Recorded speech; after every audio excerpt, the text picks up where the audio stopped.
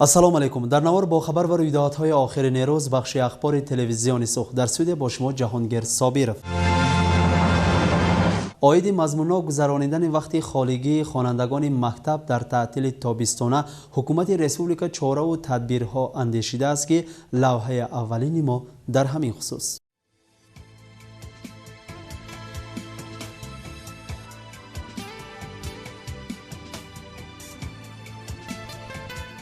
تربیت نمودن اولاد از هر جهت برکمال در کشور ما به یکی از سمت‌های استوارترین سیاست دولت تبدیل یافته است، زیرا آینده کشور به نسل جوان سخت وابسته است. از این خاطر سالهای آخر بهر بلند برداشتن صفت تعلیم و تربیت در مملکت اعتبار علاهیده ظاهر می‌گردد و می‌توان گفت که در نتیجه اعتبار و غمخوری‌ها ساختار تعلیم طرف رواج می‌یابد. گرفتن پیش راه جنایتکاری و حقوق ویرانکنی بین نابالغان، مضمون‌ها گذرانیدن وقت خالگی آنها یکی از مسئله‌های اساسی ترین سیاست کنونی به شمار می رود. خاصه 5 تشبث مهم سرور دولت نیز به همین مقصد نگرانده شده است، یعنی پیش از همه در گرفتن پیش راه جنایتکاری و حقوق ویرانکنی بین جوانان 5 تشبث مهم اهمیت مهم کسب می کند. سال خوانش 2018 و 2019 به انجام رسید و خوانندگان مکتب به تعطیل تابستانه برآمدند. حکومت ریسپوبلیک برای در تعطیل تابستانه هم وقت خالگی خوانندگان مکتب را مضمون‌ها گذرانیدن چاره و تدبیرها اندیشیده است که قرار زیرین افکار بالایی ما را ثابت می نماید.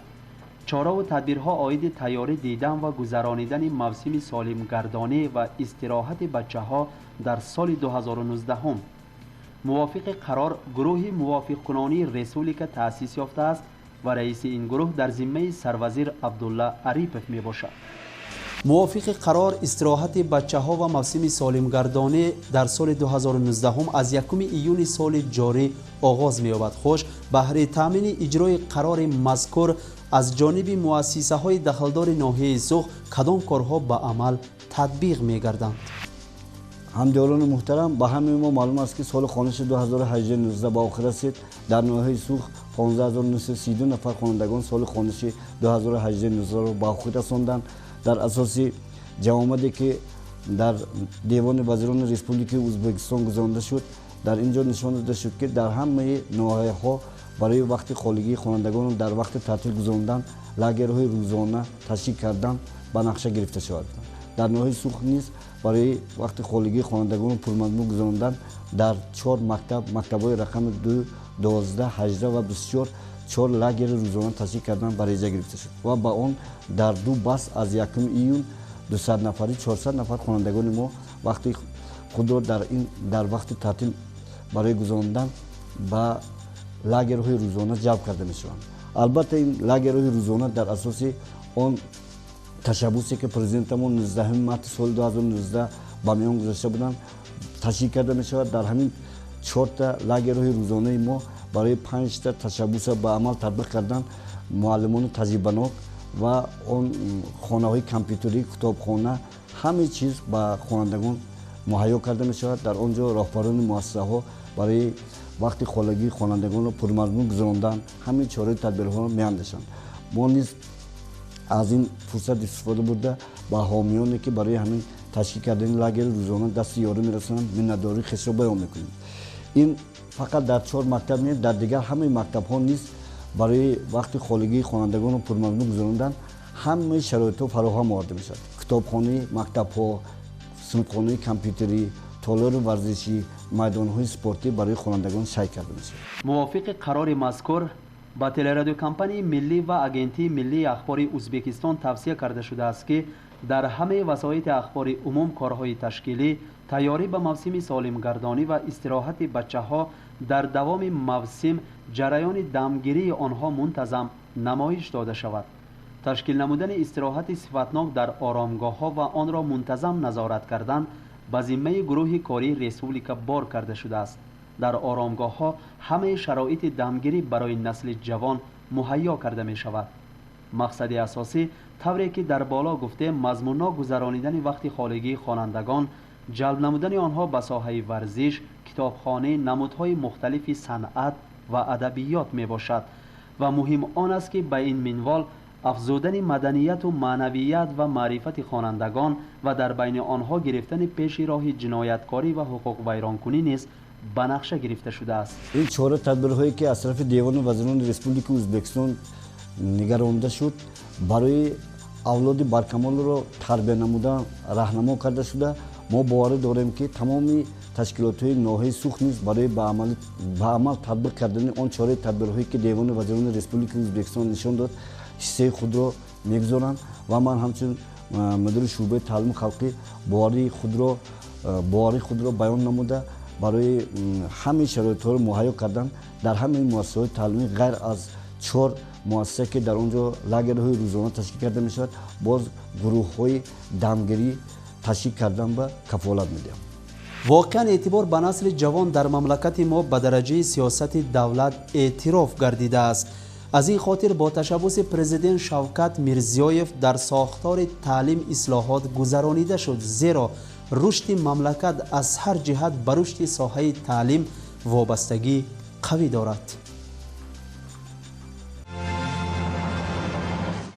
پرزیدنت ریسپوبلیک ازبکستان شوکت میرزیویف سروزیر دلگاسی روسیه دیمیتری مدویدوف را قبول کرد. از روی خبر خدمت مطبوعات پرزیدنت در واخوری مسئله های همکاری منفعتدار دو کشور مترقی محاکمه گردیدند. امروز یعنی روز 30 می باشد دلگاسی روسیه تحت رهبری مدویدوف به ولایت خوارزم رفتند و مهمانان درجه عالی را در تیارگاه اورگنج سروزیر عبدالله عریپوف و حاکم ولایت خوارزم فرهاد ارمانوف ها پیشواز گرفتند. از این پیشتر به مملکت ما پرزیدنت گرمانیا تشریف فرموده بود و خوشبختانه سالهای آخر تشریف سران کشورهای مترقی عالم به ازبکستان تیز به نظر می رسد. این از آن دلالت می دهد که ازبکستان هم تا رفته رواج می یابد و در قطار مملکت های مترقی جای گرفته ایستاده است. در حقیقت سیاست پیشبرده ایستاده مملکت ما عاقلانه و انسان پرورانه بوده. حتی در دهات‌های دوردست کشور نیز سالهای آخر کارهای بنیادکاری و آبادسازی اوج گرفته ایستادند.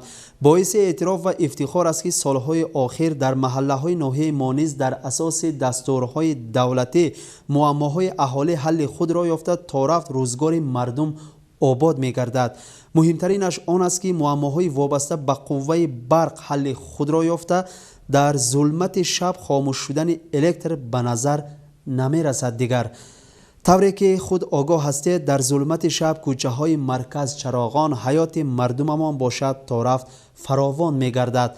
باز یک خوشخبر تنها برای یک محله ناحیه سوخ یعنی به جمعی شهروندان محله راوان از حساب بودجه دولت به مقدار نزدیک 80 میلیون سوم سیمچوب‌های نو و بتونی آورده شدند و آنها را توسط تکنیک‌های زمانوی به مرکز ناحیه وصل کرده ایستادند. 77 میلیون 868 هزار سوم столбаҳо овардан ки ин барои високи волт таъмин кардани электроэнергия ба хубҷаликҳо ҳам ба корхонаҳои шахсӣ ишлабчиқариш ки барои ҳамин маҳалла фақат барои ҳамин маҳалла оварда шуд.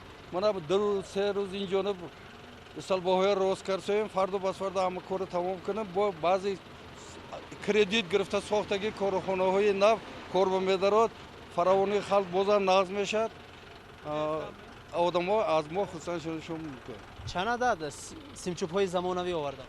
45 адад симчӯбҳои замонавӣ бетонин овардан ки ин ба тамоми маҳаллаи ҳамон фуқарои ровон мерасад. наздик 80 миллион маблағ. 80 миллион маблағ аз тарафи давлат албатта.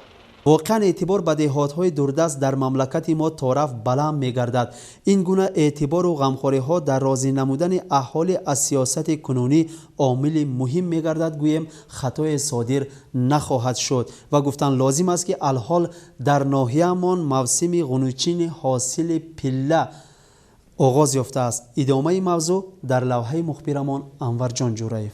امروزها کشاورزان ما در تردد آن هستند که حاصل اولین سال خواجگی را قنوچین نمایند. پرورش پیله از کس مهارت کلان طلب میکند. کشاورزان ما در آغاز سال پیش از همه برای آمادگی به سال نو خواجگی داری تیاری میبینند و البته برای فردای فراوان و پس دسترخوان به زمین دانه‌های مراد میگذارند و باور بر این به دیگر کارهای معمولی خود مشغول میشوند. یکمی شده در آغاز سال پیش از قنوچین زراعت‌ها کشاورزان به دولت پیله میسپارند و امروزها اکثریت کیرمک پوران ناحیه در ترددند، باجد و جهد مهنت میکنند. یعنی موسم سپردن پیله در ناحیه آغاز یافته است و امروز به اوج اعلای خود رسیده است. باید گفت که در ناحیه شماره آنهایی که در ساحه پیله پروری پیش قدمند زیادند.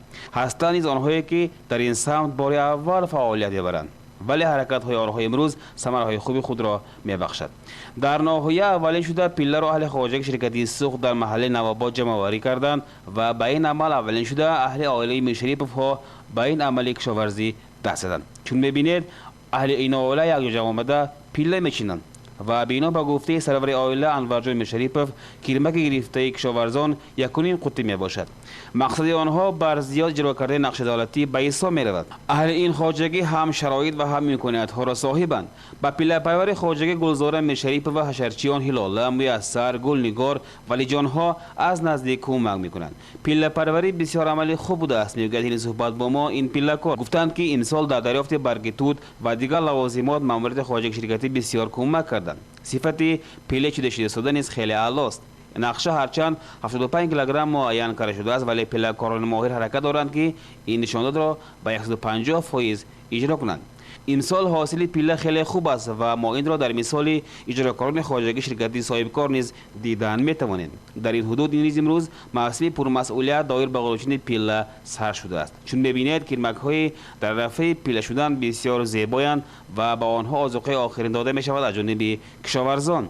در خواجگی شرکتی صاحب کار نیز آنهایی هستند که در ساحه پیله پروری سابقه کاری یک چند ساله دارند، ولی آنهایی نیز هستند که بار اول کیرمک میگیرند و در باب کیرمک داری تصورات اولین را در خود کشف کرده ایستادند. این قبیل پیله پروران در اکثریت حدود جمع شدن محله های دهاتی طول زیادند و اصلا بیشتر امروز ساکنان این محله با این عمل به خود کشاورزی شغل می‌ورزند.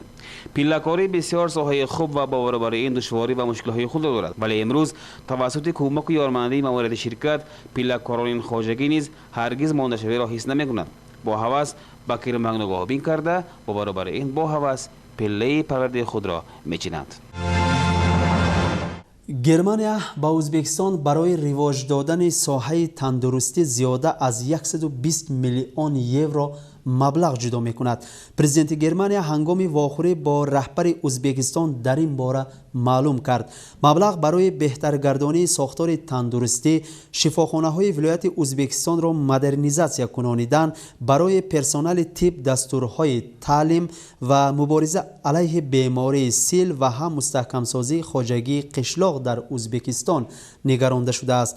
مورد قید نمودن است که با صورت تیز رواج یافتن ساحه اقتصادیات، تعلیم، طبیات و خواجگی قشلاق در ازبکستان دقت مملکت‌های مترقی عالم را به خود جلب کرده ایستاده است و در نتیجه همکاری کشور ما با مملکت‌های مترقی مستحکم می‌گردد که این به منفعت هر دو جانب خدمت می‌کند و در همین جا به بخش اخبار حسن انجام می‌بخشیم. اما شما ما را ترک نکنید، زیرا برنامه‌های تلویزیونی صبح دوام دارد.